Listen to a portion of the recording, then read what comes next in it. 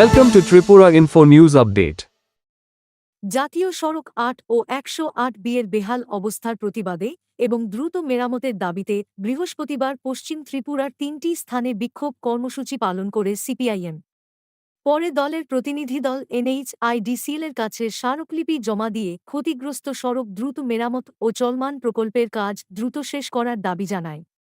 অভিযোগের বিষয়ে NHIDCL এর পক্ষ থেকে তাৎক্ষণিক কোনো প্রতিক্রিয়া পাওয়া যায়নি। শুনে নিন বিরোধী দলনেতা জিতেন চৌধুরী কি বলছেন। ধর্মনগর থেকে মোহনপুর, এই ধর্মনগর থেকে ক্ষয় হয়ে আগরতলা যে রাস্তা এসেছে, এই রাস্তার উপরে যতগুলো মহকুমা পড়েছে, এদিকে ধর্মনগর থেকে জিরানিয়া, চম্পকনগর, ধর্মনগর থেকে আগরতলা অবধি যে সড়ক এসছে, জাতীয় সড়ক, এই সমস্ত মহকুমাতে আমাদের পার্টির তরফ থেকে এইভাবে আজকে বিক্ষোভ কর্মসূচি সংগঠিত করা হয়েছে। আমাদের দেশে নিকম্মা সরকার এ রাজ্যে তাদের যে সরকার রয়েছে তাদের উদ্দেশ্যে আর এই জাতীয় সড়ক নির্মাণের মধ্য দিয়ে জনগণের পয়সা গ্রহণ করার জন্য NHIDCL যে একটা কর্পোরেশন গঠন করা হয়েছে, national highway infrastructure development corporation limited, এই সংস্থার সাথে যে সমস্ত, হয়তো সব প্রকৌশলী না, কিন্তু এই সংস্থার মধ্যে যারা উপরতলার মধ্যে আছেন, যাদের সাথে সরকারের অর্থাৎ এই মন্ত্রক এবং এ রাজ্যেও শাসক দলের সাথে যাদের খুবই গোপন সম্পর্ক, তাদের উদ্দেশ্যে তাদের ঘুম ভাঙানোর জন্য, তাদেরকে সতর্ক করার জন্য, এই ত্রিপুরা রাজ্যের জনগণের ক্ষোভ উগরে দেওয়ার জন্য। এখানে শুনেছেন ত্রিপুরা রাজ্যের মধ্যে এই যে জাতীয় সড়কগুলো আগরতলা থেকে ধর্মনগর আগে থেকে ছিল, তার সাথে ধর্মনগরের কুকিতল হয়ে কৈলাসহর, কমলপুর, খোয়াই, মোহনপুর হয়ে আরেকটা বিকল্প সড়ক মঞ্জুর হয়েছে। তারপর খোয়াই থেকে সাবরুম পর্যন্ত, খোয়াই, তেলিয়ামুড়া, অমরপুর, করবুক হয়ে আরেকটা রাস্তা, আর এই দুইটি সড়কের মধ্যে সেতু বন্ধনের মতো অনেক link road, Kumarghat to Kailashahar, Ambassa to এদিকে কমলপুর, তেলিয়ামুড়া টু এই খোয়াই, এই সমস্ত রাস্তার যে মঞ্জুরি ত্রিপুরা রাজ্যের জনগণের আন্দোলনের ফসল। ভারত সরকারের যে মন্ত্রক এই কাজের মঞ্জুরি দেয়, টাকা স্যাংশন করে, তারা নিজ থেকে এগুলো করেনি। এই ত্রিপুরা রাজ্যের মধ্যে যখন বামপন্থী সরকার ছিল, একদিকে ত্রিপুরা বিধানসভা থেকে বারবার সেখানে দিল্লিতে প্রস্তাব পাঠানো হয়েছে, বামফ্রন্ট মন্ত্রিসভার তরফ থেকে বারবার তাগাদা দেওয়া হয়েছে, আর আমরা সুরাজ লোকসভাতে আমি কমরেড শঙ্কর দত্ত এখানে উপস্থিত আছেন। সেই সময়তে আমাদের রাজ্যসভার মাননীয় সদস্য কমরেড জন্না দাসবদ্ধ আমাদের সারাশি আক্রমণে এই সমস্ত কাজের বা প্রকল্পের মঞ্জুরি হয়েছে। যে কোনো প্রকল্প মঞ্জুরি হলে সঙ্গে সঙ্গে তো কাজ শুরু হয় না। বামফ্রন্ট সরকার থাকার সময়তে সেখানে জরিপ করা, নতুন এই রাস্তা করার জন্য এস্টিমেট করা, ভূমি অধিগ্রহণ করা, তারপরে টেন্ডার করা, এইভাবে সরকারি সমস্ত প্যারাফার্নালিয়া, সমস্ত প্রণালী এগুলো শেষ করে কোন কাজ 2017-তে শুরু হয়েছিল, কোন কাজ 18-তে, কোন কাজ 18-র পর, এইভাবে কাজ শুরু হয়েছে। যদি এই টেন্ডার তার যে সময়ে কাজ শেষ করার যে টার্গেট, যে সময়ে যদি কাজ করা হতো, সেভাবে যদি কাজের গতি লাগানো হতো, এই কাজগুলো 2024-25 সালের মধ্যে শেষ হয়ে যেত। চম্পকনগর অব্দি ডাবল লেন বা 4 লেনের হোক, আগরতলা থেকে খোয়াই, কমলপুর, তেলিয়াম, এই কৈলাসহর হয়ে ধর্মনগরের ডাবল লেন হোক, সব কাজে তার সাথে তেলিয়ামরা হয়ে অমরপুর কর্মভেদিটা গেছে। কিন্তু আজকে সবগুলো কাজ মুখ থুবড়ে পড়ে আছে। এই যে সঠিকভাবে কাজ হচ্ছে না, আধা কাজ করে ফেলে রাখা হয়েছে, ঠিকাদাররা পালিয়ে গেছে, এতে প্রতিদিন হাজার হাজার যাত্রী, শত শত গাড়ি, শুধু যাত্রী গাড়ি না, মাল গাড়ি, 2 চাকার গাড়ি, 3 চাকার গাড়ি, টমটম, অটো, রিক্সা, পথচারী,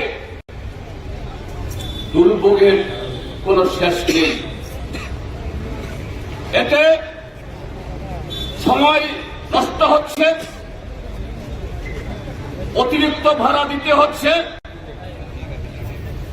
আর এই সমস্ত রাস্তাগুলো এসছে গ্রামের উপর দিয়ে।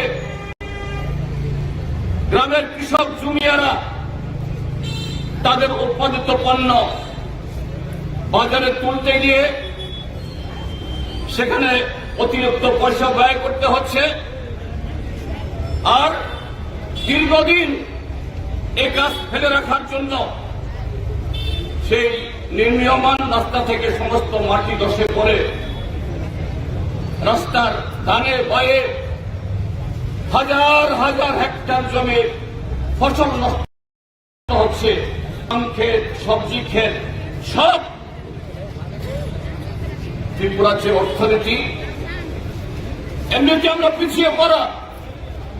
এইভাবে ভারত সরকারের এই যে হাইওয়ে মন্ত্রক, ভারত সরকার, ত্রিপুরা সরকার এবং এই NSIDCL, তাদের যৌথ যে উদাসীন্য গাফিলতি, ত্রিপুরার যে 44 লক্ষ মানুষকে তারা যে তাচ্ছিল্য করে দেখে, এরা মানুষ হিসাবে বিবেচনা করে না। এরা শুধু এই কাজগুলোকে দীর্ঘায়িত করে দেখে কিভাবে কাঠ পানি খাওয়া যায়, সোর্স পানি খাওয়া যায়, মানুষের দুর্ভোগকে এরা উপভোগ করতে পারে। আজকে সেই জায়গায় নিয়ে গেছে। আমরা ভারতের কমিউনিস্ট পার্টি, মার্ক্সবাদী, আমরা চুপ বসে থাকতে পারি না। শান্তিপূর্ণভাবে, গণতান্ত্রিকভাবে আরো বিভিন্ন পথে আমরা ভারত সরকারের, ত্রিপুরা সরকারের NSIDC এর তাদের নজর করার চেষ্টা করেছিলাম, কিন্তু তাদের হুঁশ হয় না। এই কারণে আজকে নামতে হয়েছে। এরপরও যদি ভারত সরকার, ত্রিপুরা সরকার এবং NSIDC তাদের তৎপরতা না বাড়ে, তারা সজাগ না হন, ত্রিপুরা যে 44 লক্ষের মানুষের এই যে চরম দুর্ভোগ, এই দুর্ভোগ এটাকে শেষ করার জন্য উদ্যোগ না গ্রহণ করেন, আমরা পরবর্তী পদক্ষেপ নেব। কিন্তু বন্ধুরা, কেন বলছি ভারত সরকার, ত্রিপুরা সরকার এখানে উদাসীন? আপনারা টিভিতে, সামাজিক মাধ্যমে ঘন ঘন আমাদের ভারত সরকারের প্রধানমন্ত্রী, তার সড়ক পরিবহন মন্ত্রী নীতিন গাডকারি, দেশের মানুষ তার নাম দিয়েছে এখন নীতিন খাড্ডাকারী। খাড্ডা মানে হলো গর্ত, গাডকারি না, নীতিন খাড্ডাকারী। এবং ত্রিপুরা রাজ্যের যে মুখ্যমন্ত্রী মানিক সাহা কি বলেন? উন্নয়ন, উন্নয়ন, চারিদিকে উন্নয়ন। প্রধানমন্ত্রী বড়াই করে বলেন ভারতবর্ষের সড়ক নির্মাণে, জাতীয় সড়ক নির্মাণে নাকি ওই স্পেস টেকনোলজি ব্যবহার করে তারা সার্ভে করেন, স্পেস টেকনোলজি ব্যবহার করে তারা মনিটরিং করেন। এই সার্ভে, এই মনিটরিং, এই দুটি রাস্তাতে কাজ শেষ করেছে, 6 মাস যায়নি, আবার সমস্ত গর্ত হয়ে গেছে, আবার টেন্ডার হচ্ছে। আমরা আমাদের ভারতবর্ষের যারা প্রকৌশলী, ইঞ্জিনিয়ার, আমরা কি বলবো তাহলে? তারা আমাদের ত্রিপুরাজ্যের যে মাটির কন্ডিশন, সয়েল কন্ডিশন, এটা যাচাই করে, পরীক্ষা করে এই ত্রিপুরাজ্যের মধ্যে রাস্তা করতে গেলে পরে, ভারী ট্রাক বা গাড়ি চলতে গেলে পরে যে গুণমান রাস্তা তৈরি করতে হবে, আমাদের দেশের ইঞ্জিনিয়াররা সেরকম রাস্তা করতে অক্ষম? নিশ্চয়ই না। আমাদের ভারতীয় প্রকৌশলী, এরা শুধু ভারতে কাজ করে না।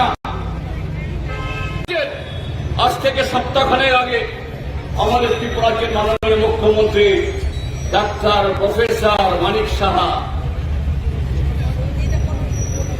তিনি গেছেন, খোয়াইয়ের সাংবাদিকরা তাকে প্রশ্ন করেছেন, মাননীয় মুখ্যমন্ত্রী আমাদের রাস্তা কবে ঠিক হবে, কবে আমরা গাড়ি ঘোড়া মোটরসাইকেল নিয়ে এই রাস্তার উপরে সেখানে নিরাপদে চলাফেরা করতে পারবো? মানিক সাহা উত্তর দিয়েছেন, ত্রিপুরাতে প্রচন্ড বৃষ্টি হয়, মাটি নরম, এই কারণে রাস্তা টিকে না। তিনি তো ডাক্তার, বিজ্ঞানের ছাত্র, এটা তো সাধারণ বিজ্ঞানের ছাত্র হওয়ার প্রয়োজন নেই। বলছেন অতিবৃষ্টির জন্য, মাটি নরমের জন্য রাস্তা টিকছে না। তাহলে স্পেস টেকনোলজি কি করলো আপনার প্রধানমন্ত্রী? তার 2 দিন বাদে মাননীয় মুখ্যমন্ত্রীর সচিব এবং পূর্ত দপ্তরের সচিব কিরণানিধি মহোদয় তিনিও প্রেস কনফারেন্স করেছেন। তিনি বলেছেন এই রাস্তা নির্মাণ এখানে গুণমান বজায় রাখা হয়। সরাসরি তো বলতে পারেন না এই রাস্তা নির্মাণে চুরি হয়েছে, এখানে সোর্স পানি দিতে হয়, কন্ট্রাক্টররা কাজ করতে পারে না, সেই পরিবেশ নেই। তিনি বলেছেন গুণমান বজায় রাখা হয়। মুখ্যমন্ত্রী এবং তার সচিবের মধ্যে, তাদের বক্তব্যের মধ্যে আকাশ পাতাল ফারাক। এইভাবে শুধু জাতীয় সড়ক নির্মাণ না, এই আগরতলা শহরের রাস্তা দেখুন। এই যে কলোনিয়াল চৌমনি থেকে এখানে বিদুরকর্তা চৌমনি, এখানে পিচ করা হয়েছে কদিন আগে। এখন যান আপনারা, এখন যান হরিগঙ্গা বসাক রোড, সেখানে কাজ এখনো শেষ হয়নি, মাত্র সেদিনে পিচ ডালা হয়েছে, এখনই উঠে যাচ্ছে। আপনারা এই যে আখাউড়া রোড, এখানে জ্যাকসন গেট থেকে ফায়ার সার্ভিস চৌমনে, এই রাস্তা দেখুন, সেদিন মাত্র কাজ শুরু হয়েছিল, এখনই উঠে যাচ্ছে। কেন? কেন? যারা এই আগরতলা শহর এবং ত্রিপুরাতে গণতান্ত্রিক আন্দোলনে যে সমস্ত ভারতীয় জনতা পার্টি আশ্রিত সমাজ বিরোধীরা আমাদের কর্মসূচিতে নানা ধরনের ব্যাঘাত ঘটায়, এরাই হল এই সমস্ত কন্ট্রাক্টর। নামকেও আসতে ই টেন্ডারিং হয়, নামকেও আসতে সেখানে ঠিকাদারি বাছাইয়ে তথাকথিত স্বচ্ছতা পালন করা হয়। আসল কথা হল নেগোসিয়েশন, সর্বত্র নেগোসিয়েশন। তাদের নির্দিষ্ট লোক, এরা এই নেগোসিয়েশনের মধ্য দিয়ে 100%-এর মধ্যে যদি কাজ হয়, সেখানে 100, 20, 30, 40, 50% বাড়িয়ে এনে এস্টিমেট যদি 100 টাকা হয়, পেমেন্ট হয় 150 টাকা, কাজ হয় 50 টাকা। কি করে রাস্তা হবে? কি করে ব্রিজ হবে? কি করে এই রাজ্যের পরিকাঠামো উন্নয়ন হবে? এই হলো আজকে ত্রিপুরার যে অবস্থা। কাজী বন্ধুরা, বৃষ্টি পড়ছে, আপনাদেরকে ভোগাবো না। আমরা এখানে এসেছি, আপনাদের সকলকে ধন্যবাদ। এই রাজ্যের স্বার্থে, এই রাজ্যের উন্নয়নের স্বার্থে, জনগণের অর্থ যাতে সত্যিকারের এই প্রকল্প নির্মাণে সেখানে ব্যয় হয়, এটা যাতে ডান হাত বাম হাত চুরি করে এই রাজ্যটাকে রসাতলে ডুবিয়ে দিতে পারে। আগরতলা শহরের স্মার্ট সিটি অবস্থাও তাই। এক পশলা বৃষ্টি হলে পরে কুমোর জল হয়ে যায়, আর বড়াই করছে স্মার্ট সিটি। ফ্ল্যাক্সে ছবি লাগিয়ে, এলসিডিতে ছবি প্রতিদিন প্রচার করে উন্নয়ন, উন্নয়ন নয়, ধ্বংস করা। এই ত্রিপুরাজ্যের 44 লক্ষ মানুষকে তাচ্ছিল্য করা, এই ত্রিপুরাজ্যটাকে এরা বিক্রি করে দেওয়ার ব্যবস্থা করছে। তার বিরুদ্ধে এভাবে আগামী দিনে নামতে